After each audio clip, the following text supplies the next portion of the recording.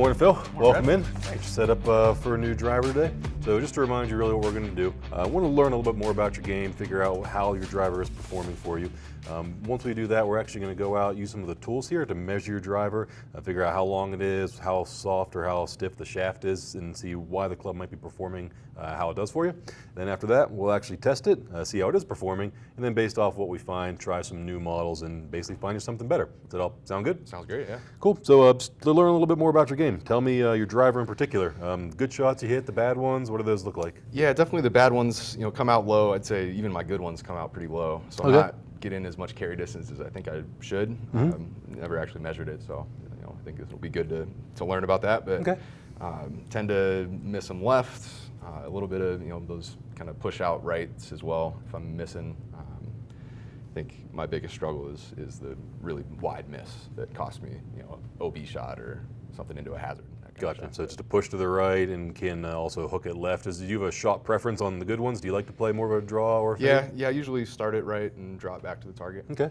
Very good. And it sounds like the low shots, you also then want to hit it higher is what I'm hearing as well. Yeah, I could definitely use more carry distance. To Excellent. get over Now, bunkers and that kind of stuff. so the next thing I like to do, let's take your current driver. Okay. We're going to walk out here into the lobby and actually get some measurements from it, okay? Perfect, yeah. Cool. Follow me.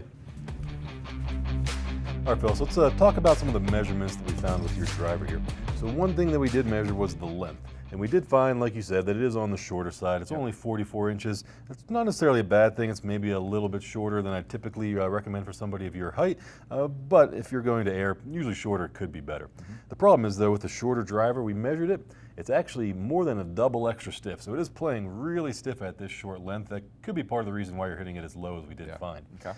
Now, one of the other problems you can run into is whenever you do shorten a driver like you did here, it can make the swing weight really light. So we found that your swing weight was actually C8. To put that in perspective, most drivers are going to come around like a D2. So now the club head feels really light. That could make it a little more difficult to hit the center of the face. And these are really all things that you were describing to me. Yep. Next thing we need to do, though, is just test it and actually see how it's performing. Perfect. Sound Yeah. good? Yep. Let's do it. All right, Phil, so we got 4 pretty solid shots there. Let's take a look and see how your club is performing, all right? So we have 3 main numbers that we're going to look at that ultimately are going to help us create where the ball goes. The amount of backspin you have, the launch angle or the angle the ball's launching off of the tee, and then the descent angle is the angle the ball's coming in when it ultimately hits the ground, all right? So if we look at your driver, we saw a couple of things. Your launch angle, let's start there. It's really good. It's right in this green range at about a 15 degree, 14 degree launch. For your speed, that's right where we want you. But the problem is, and what was really common with that driver, your backspin is really low. It's not even at 1600 RPM of backspin, so what's going to happen, the ball's just really going to fall out of the sky. Now ultimately what that's creating is then a descent angle that's also too sharp. It's landing at about 33 degrees when it does hit the ground. Get you closer to 35, 36. Really the way we're going to do that is by trying to actually increase your backspin. Now where the ball went, ultimately you got 283 yards of total distance at 150 miles an hour ball speed. I really think you should be over 300 yards. Okay. So you're definitely giving up 20 yards, if not even maybe more. And then like you mentioned, your average offline was 35 degrees to the left. Had a couple of nice straight ones, but then we did see some of those that hit that hard hook like you described. Yep. So next thing we're going to do, let's start off with that Epic Flash. It was one that you did mention you wanted to test. We'll put that together and compare it to your current driver, all right? Perfect, yeah. All right, Phil. So the first driver we're going to test is going to be a 9-degree Epic Flash Sub-Zero, and it's going to be a 70-gram extra stiff shaft. What we're hoping to find with this is, remember, a little bit more backspin. We should find just the newer technology. It's also way more forgiving. So let's hit 4 shots with this driver, and then we'll compare it to yours. Sounds good. All right, Phil, so the next one we're going to try out is going to be our TaylorMade M5 Tour. It's got composite everywhere. All right, Phil, so the last driver we're going to test out here is going to be the Mizuno ST190G. Put you all the way up into a 10.5-degree driver. This one's actually a senior flex shaft, so let's hit this one and see how it works for you. Sounds ideal. All right, Phil, so we tested a couple of different drivers. Let's talk about which one was best and compare it back to yours, all right?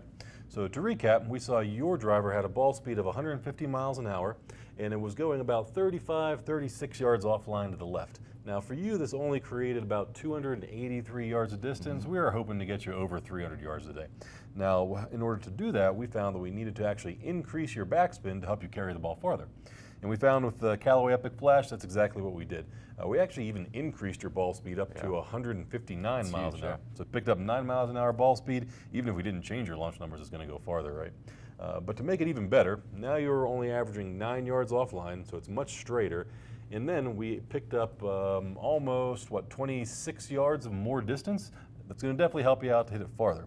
Now, in order to do that, we kept your launch angle exactly where it was before, but now we actually increased your backspin up to 2,000, 2,100 RPM of backspin, exactly where we wanted it to be. And then your descent angle, the angle that it's landing when it hits the ground, it was at about 37 degrees. So now it's going to carry farther, but when it actually hits the ground, you're going to have a chance of it running out as well. This is definitely the driver for you. Not only does it go farther, it's going to go straighter as well. Perfect. Phil's fitting definitely went pretty smooth. Being a better player, it's not very difficult for him to hit the ball in the middle of the face, and Phil's very aware of what his miss pattern was actually out on the course. And the shots that he was describing is exactly what we saw. So moving Phil into a newer driver that could help him hit it higher and farther was definitely easier than we can find many times. The driver fitting was really cool. I was impressed with Brad's kind of expertise. He knew a lot about the clubs that I was interested in trying.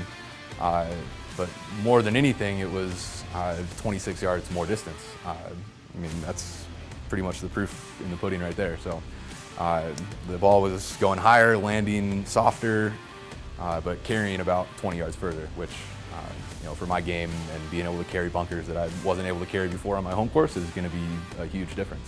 It'll really change my game.